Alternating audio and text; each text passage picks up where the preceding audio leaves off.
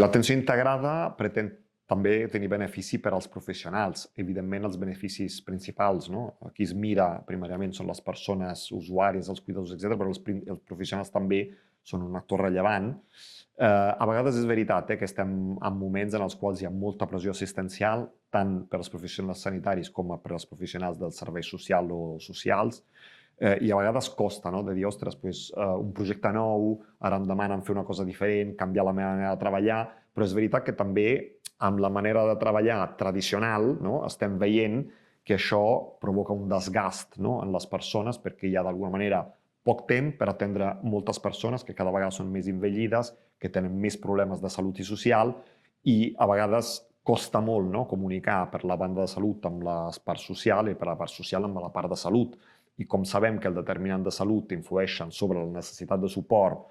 i el suport social influeix sobre, no?, com és un determinant de salut, bueno, clar, si aquesta feina no és fluida, el desgast de professionals és major perquè, per exemple, la persona continuarà tornant, no?, a l'atenció primària de salut perquè no té resposta, perquè li falta el suport social, no té adherència als tractaments, no té, diguéssim, la base, no?, sobre la qual recolzar tota la resta d'atenció, o pot passar al contrari, no?, que la persona tingui més necessitat de suport social perquè no està ben resolt un problema de salut. Llavors, el benefici per al professional, d'alguna manera, és apropar, facilitar els tràmits, crear una interlocució directa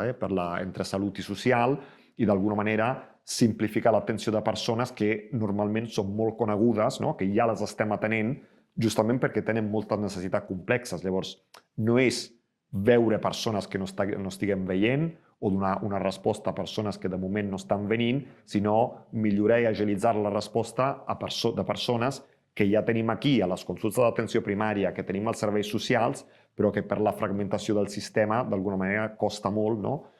donar resposta a la seva necessitat i això provoca un gran desgast per als professionals. Clar, hem de ser hàbils, que tot el model d'atenció sigui fluid, sigui proporcionat als tempos i a la disponibilitat que tenen els professionals, que la tecnologia no sigui un factor, d'alguna manera, no?, de complexitat afegida, sinó simplifiqui la feina. És evident que hi haurà un moment inicial de canvi en la qual, bueno, el professional també ha d'alguna manera ser una mica disponible, no?, a aprendre, a escoltar aquesta nova manera de treballar i a començar, no?, a practicar-la i segurament després revertirà en un benefici també per als professionals.